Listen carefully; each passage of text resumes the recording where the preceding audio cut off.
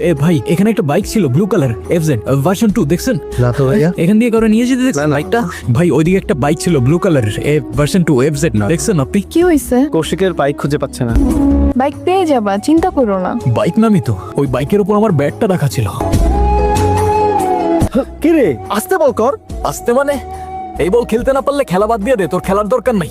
শোন, আমি তোর কষ্টটা বুঝতে পারছি, বাট এখন তো থাম না প্লিজ।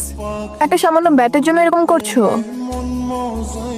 নতুন একটা ব্যাট কিনে নিলেই তো পারো। ওইটা 8-10টা ব্যাটের মতো কোনো ব্যাট ছিল না, ওটা ছিল আমার মায়ের দেওয়া শেষ গিফট। শেষ গিফট? আমি তখন ক্লাস 9-এ পড়তাম। আমার মা সিঙ্গেল মাদার ছিল, অনেক কষ্ট করে নিজের সুখ স্বপ্ন বাদ দিয়ে আমাকে বড় করছে। আমার ক্রিকেটের উপর নেশা দেখে আমার বার্থডেতে ব্যাটটা গিফট করেছিল। সেদিন ব্যাটটা আমার হাতে দিয়ে আমার দিকে তাকিয়ে বলেছিল, বাবা তুই একদিন আকাশ হবি। দোস্ত, তুই মন খারাপ করিস না, আপাতত না হয় তুই এই ব্যাটটা নিয়ে প্র্যাকটিস কর। না রে ভাই, আমার মায়ের দেওয়া গিফটটার জন্যই ক্রিকেট আমার ইমোশন।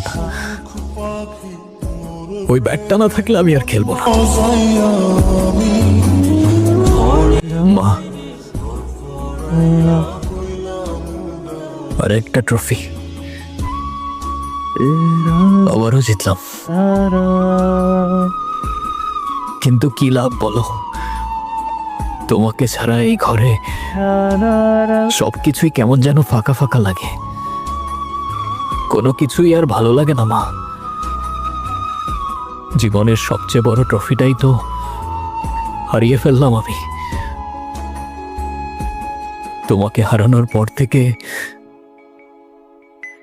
জীবনের আর কোনো মানে খুঁজে পাই না, তবুও বেঁচে আছি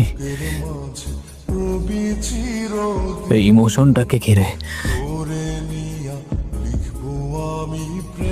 মিস ইউ মা, তোমাকে অনেক মিস করি। যেখানেই থাকো না কেন এটা জেনে রেখো, তোমার ছেলে তোমাকে তার জীবনের চাইতে অনেক বেশি ভালোবাসে মা।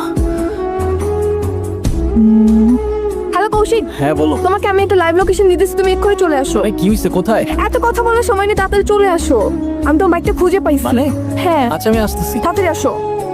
এই তোরে না কইছিলাম বাইকের রংটা চেঞ্জ করতে, আর নাম্বার প্লেটটাও তো চেঞ্জ করছ নাই। ভাই ওটা কোনো ঝামেলা নাই, ওটা আজকের মধ্যেই কইরা ফেলামো। কিন্তু ঝামেলা তো আর এক জায়গায় হয়েছে ভাই। কি ঝামেলা? ভাই আসার সময় একটা মাই আমারে ফলো করতেছিল, বুঝতে পারতেছিলাম না যে গাড়িটাকে চিনা ফেলাইলো নাকি। আচ্ছা এটা কোনো সমস্যা না, এটা আমি দেখতেছি। আর তোরে যে কাজটা দিছি তুই সেই কাজটা কর। ঠিক আছে ভাই।